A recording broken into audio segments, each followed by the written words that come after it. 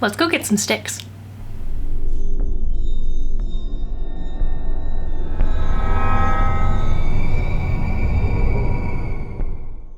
We're outside now, but look at my plants! Oh, I love them. They're doing so good. This is the best spot for sunlight for them, so this is what they get.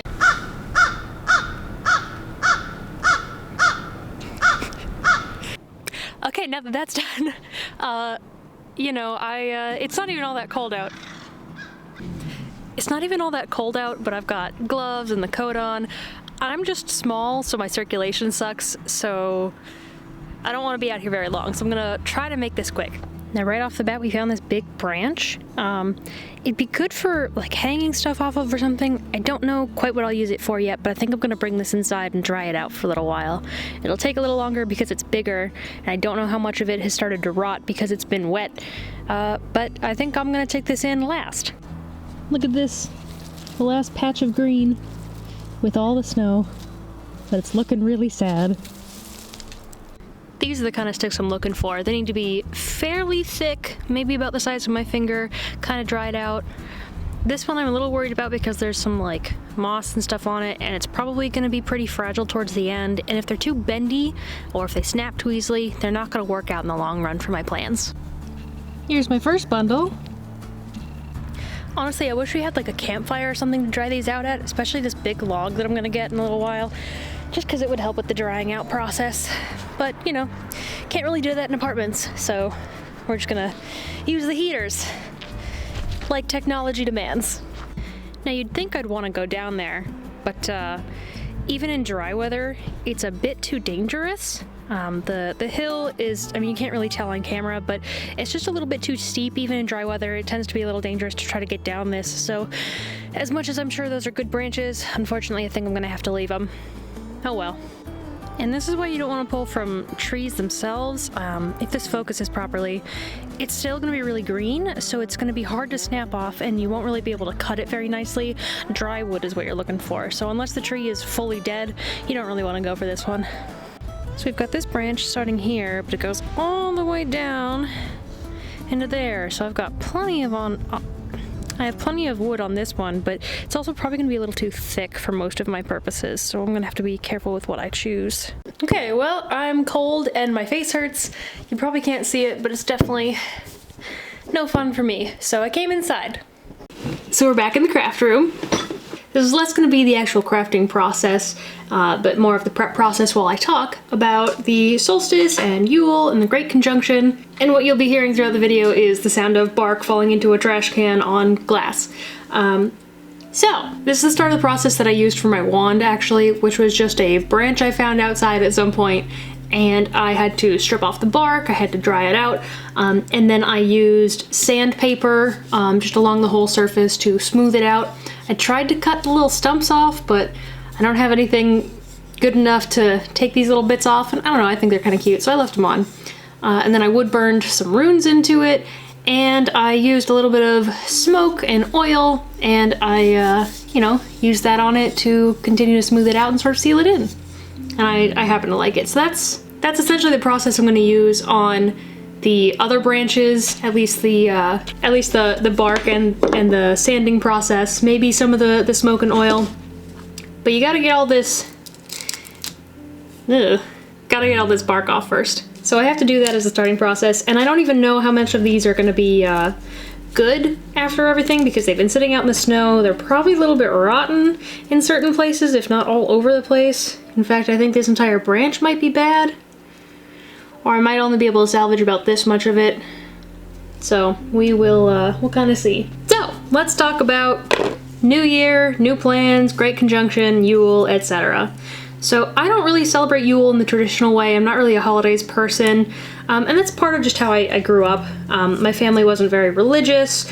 We're not really into like holidays aside from it being like family gathering stuff. So when we do holiday stuff, it's more of like, my brother's birthday is late December, we gather together for Christmas, we'll exchange presents, but especially after my brother and I grew up and became adults and, you know, I moved out, it became more of this is when I go back home to see my parents. So, to me, Yule is more of like a family gathering thing. But for us being in a northern climate, it's the coldest part of the year, or at least it marks the coldest part of the year.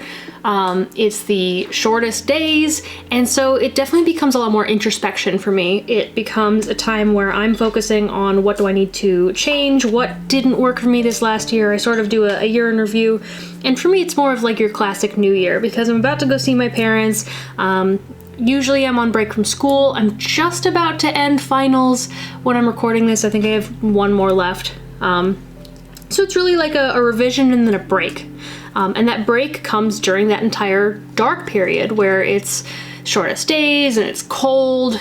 We get some of our coldest days actually in like January, so it's really prepping for that. And aside from the obvious reasons we're doing now, each year is more staying indoors, not going many places, because it's just a whole venture to go outside. So right now what I'm doing is considering spiritually what I want to change on my path, and look at what I enjoyed about the year, what I'm enjoying about my studies, and what I want to focus more on. Obviously I'm trying to focus more on astrology, which I'm loving, so I'm going to keep doing that. But I've also decided, which is part of why I got these, that I want to sort of claim my space more. I have moved at least once a year, every year, since I was 19. I'm 25. So that's a lot, and I don't like that. And we're looking at moving within the next few months to a new apartment. And even this one, we haven't really decorated as much, even though there's, you know, paintings and stuff in the back. But we haven't really had the opportunity to claim the space because we're living with 3 other people. And, you know, you can't really decorate without consulting the whole apartment, and the only places you can make the only places that you can make your own are like your own bedroom, and ours is really small. So I don't really have a lot of space to decorate. So I wanted to start making stuff to sort of claim the space whenever we get the chance to move.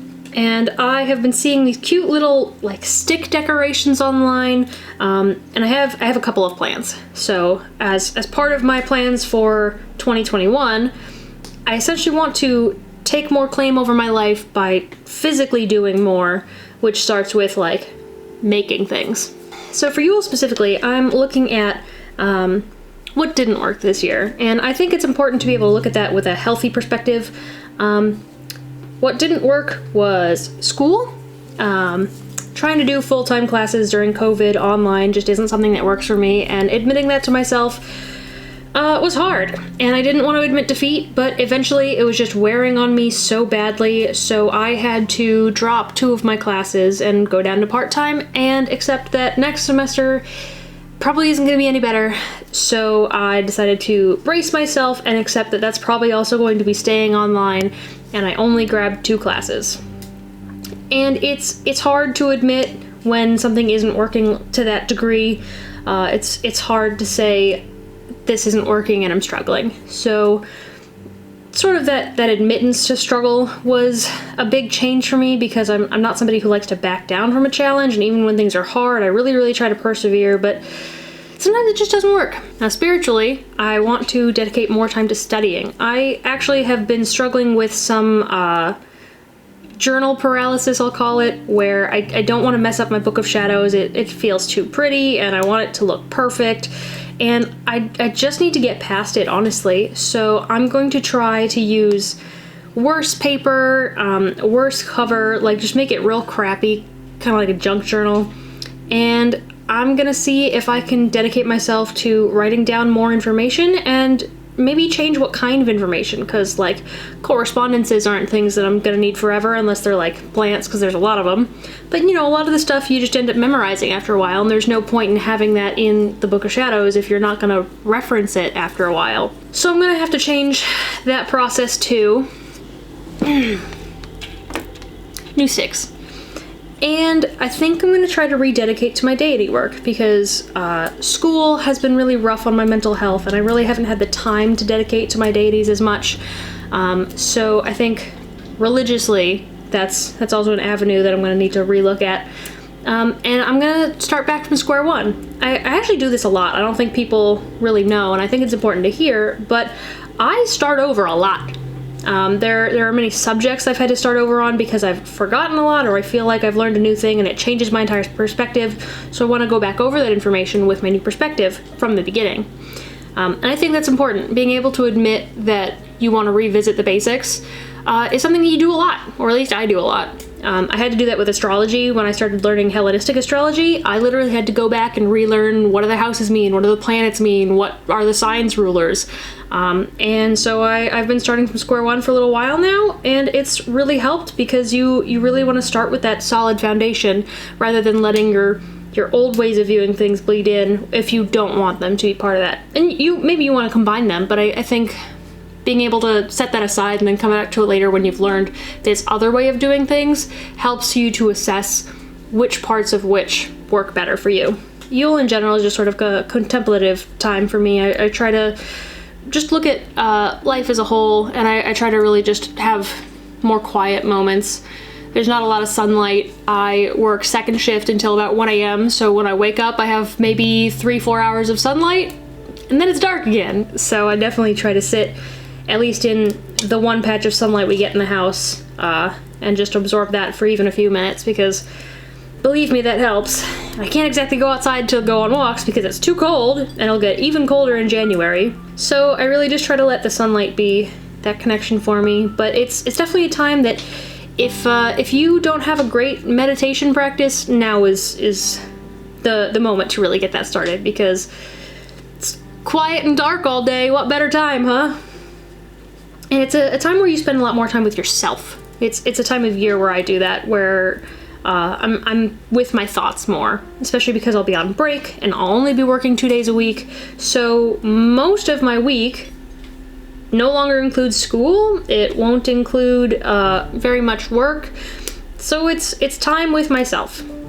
So this is definitely the time of year, many years, where I have looked at some of my emotional issues, like if I've gone through a breakup, or if I'm having troubles with a friend or with myself. This is really where I get deep and examine some of those things. It's really hard, which makes that alone time in some ways good, in some ways bad, especially now that we can't connect with our friends as much physically. But if you feel up to the task, I would encourage a lot of shadow work at this time. I think it's the time of year for it. And it's just sort of a time of death. This is the coldest, darkest part of the year. This is where historically, only within the last couple hundred years has it been at all viable for us to be pretty safe. I would argue maybe even the last just 100, because now we have like heat and we can travel places and everything's easier. But historically, this has been the time of year where death is closest to us. People think of Samhain as being like the death holiday, but for me that's Yule. It's where the plants all officially go away and die. You get snow covering everything. Food is scarce. It's cold, meaning it's harder for your body to take care of itself. And if you don't have proper food stocks, then that's even harder. It's just not an easy time to have creatures be alive. And so I really think that that's a time to sort of connect with that side of the cycle of nature and life and death. Because, we have all these festivals for rebirth and life and warmth, but this is the part of the year that I don't think people like to embrace as much in that regard. The death aspect is difficult. I view Samhain more as like ancestor work, and Yule as just straight up death, like contemplating your own existence, which is a little bit morbid, but that's where we're at. This one's gonna be interesting. It's got these interesting little textures on it. And if this ends up being viable, this will have some cool looks on it. My wand has some similar tracks here. I don't know what they are. They're probably little bug trails or something, but it ends up with really cool textures when you get this all shaved down and viable. Now, the Great Conjunction. I've talked about this online a little bit, but basically, the Great Conjunction is Saturn and Jupiter being conjunct, and they are meeting for the first time in a long time in a new element. So they've been in Earth signs for the last 200 years, and now we'll be meeting in air signs. And there's a lot of people trying to say that this is the age of Aquarius. It's not. The age of Aquarius is something entirely different. This is just Jupiter and Saturn meeting in air signs, and it happens to start in Aquarius. That's all.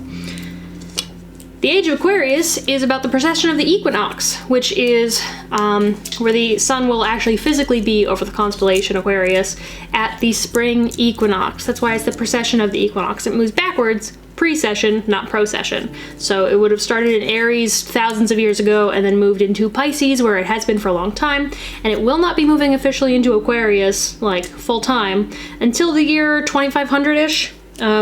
For I think like 100 years or so. It bounces around between Pisces and Aquarius back and forth, but it doesn't fully settle into Aquarius until about 2500. So not to worry, Age of Aquarius is not here yet. No, what this is that it's just 200 years of it shifting into this, and then it'll shift into other sign elements. The Great Conjunction will shift into other elements in that cycle before the Age of Aquarius even comes, so the Great Conjunctions won't even be meeting in air signs when the Age of Aquarius starts. So you don't have to worry about it at all. But as for the Great Conjunction, this is going to be a good time for manifestation because it's going to be meeting pretty exact from the 18th up until pretty much like the day that I'll be putting this out on the 21st. And it's going to be a good time if you need to start something new. That would be a good time, especially if it's like a big structural change for you. For some people it's going to be businesses, for some people it's going to be like if you plan to start going to school, just big systematic changes. But for the world, this is going to be pretty dramatic in that way too. It's related to a lot of things. It's like structure and freedom mixing. It's yes and no together. It's breaking down and building up sort of simultaneously. So the old system gets torn down while the new system is put into place. So it's definitely, if you need to just totally start anew and make a new structure to your life, this would be the time. So the 21st is going to be a good day for manifestation. I know there's a lot of fear-mongering around like astrological movements and stuff like that, especially when you hear Saturn. A lot of people get scared. But Saturn's not bad. It's just structure. And not everybody likes structure, not everybody likes boundaries, not everybody likes rules. So for some people it's less fun, but with Jupiter in the mix, you get sort of the best of both worlds. So if you want to start any new projects, manifest on the 21st.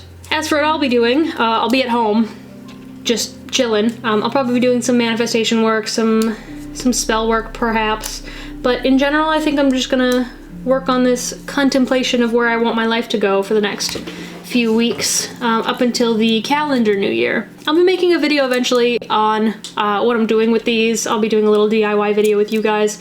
I have a couple DIYs planned. I'm also going to do probably making a new Book of Shadows that I'll do with you guys because I think making your own tools is really important and I think it connects you to your craft a lot more. But I just wanted to do a little talk and a little rambling. If you stuck with me this long, thanks. I know it was a little bit looser format and not really the way I usually do things because I'm just sort of here. But, you know, I think it's good to sort of have some of these casual chats sometimes. And let me know what you guys are doing for the Great Conjunction or what you're doing for Yule. If you've got any plans coming, anything big you're going to be working on. And, you know, what projects are you doing? If you're doing anything artistic or creative, sort of like what I'm doing, any DIY tools, show them off. I would love to hear it. I'd love to hear it and I'd love to see it. I have a Discord server that you guys can join below. I have all my social media links down below, so if you want to follow me on all those platforms, I'll have them here on the screen or in the description box. And if you want to help support me, I have some beautiful, wonderful patrons that get some extra goodies every month.